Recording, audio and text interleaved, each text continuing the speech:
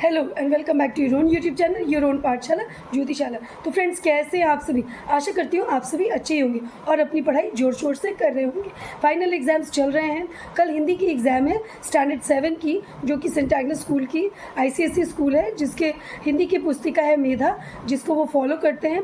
और जो पोर्शन है वो काफ़ी वास्ट है हिंदी का।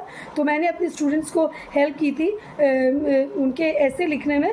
तो मैं सोचा क्यों ना अपने यूट्यूब ऑडियंस के साथ भी शेयर कर लूँ, ताकि उनको पढ़ने में कुछ थोड़ी मदद हो जाएगी। इस बार का शीर्षक है प्रदर्शनी।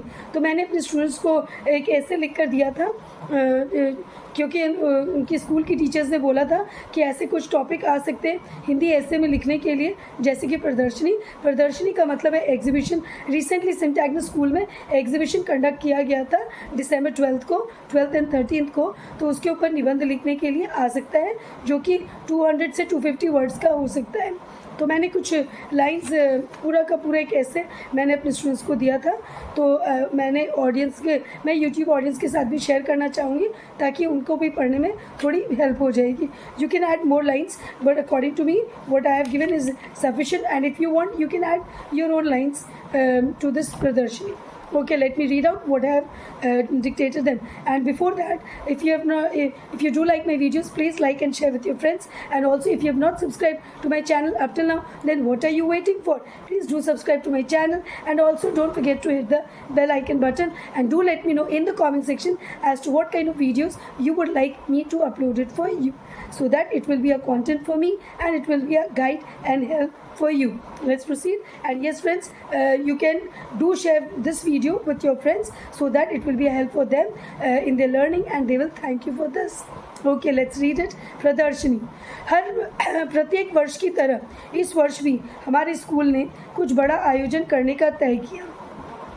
इस वर्ष प्रदर्शनी आयोजित करने का तय हुआ। दिनांक 12 दिसंबर की तारीख तय की गई।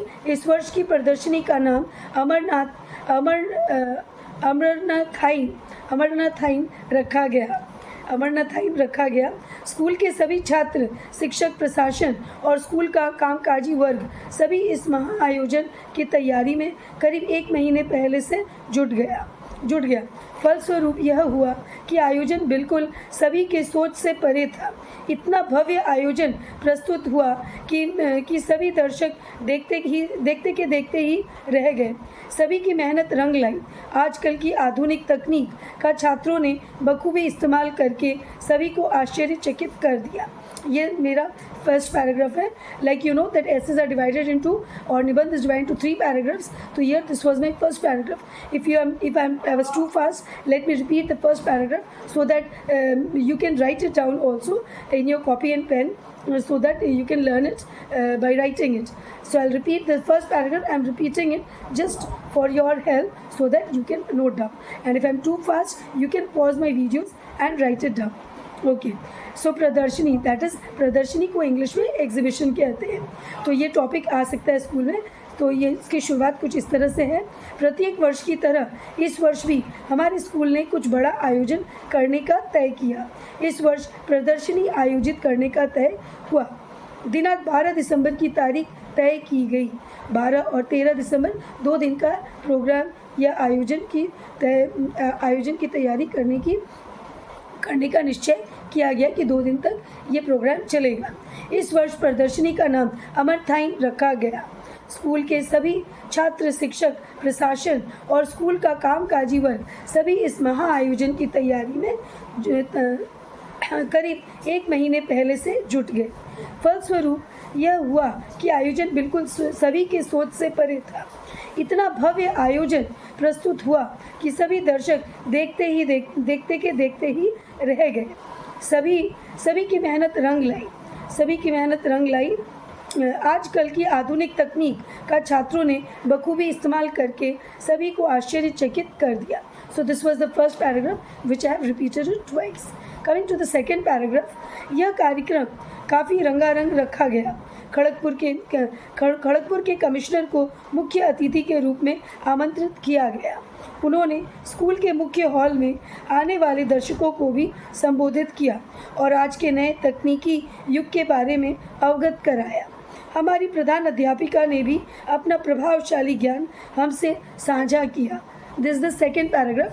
I'll repeat the second paragraph, and if I'm too fast, you can pause my video and note it down. Okay यह कार्यक्रम काफ़ी रंगारंग रखा गया। खड़गपुर के कमिश्नर को मुख्य अतिथि के रूप में आमंत्रित किया गया। उन्होंने स्कूल के मुख्य हॉल में आने वाले दर्शकों को भी संबोधित किया और आज के नए तकनीकी युग के बारे में अवगत कराया। हमारी प्रधान अध्यापिका ने भी अपना प्रभावशाली ज्ञान हमसे साझा किया। So this was the second paragraph. Coming to the last paragraph, आशा करता हूँ कि हमारे स्कूल का नाम इसी तरह ऊंचाइयों में पहुँचे और सभी छात्र उन्नति और प्रगतिशील बने। This is the last paragraph. That is summing up the conclusion lines of this essay is आशा करता हूँ कि हमारे स्कूल का नाम इसी तरह ऊंचाइयों में पहुँचे और सभी छात्र उन्नति और प्रगतिशील बने। So this is the summing up lines or the concluding lines of the essay. I think it is of 10 marks. The question will be of 10 marks to write on any of the topics, and the chances are very much high that this topic may come tomorrow, Pradarshini. So this will be a help for you, and do let me know in the comment section after your exams, when you come back from your exam, do let me know in the comment section whether this topic came in your exam paper or not. And okay friends, see you soon in the next video. Till then, bye bye. Stay tuned, stay connected. See you very soon in the next video. Till then, bye bye.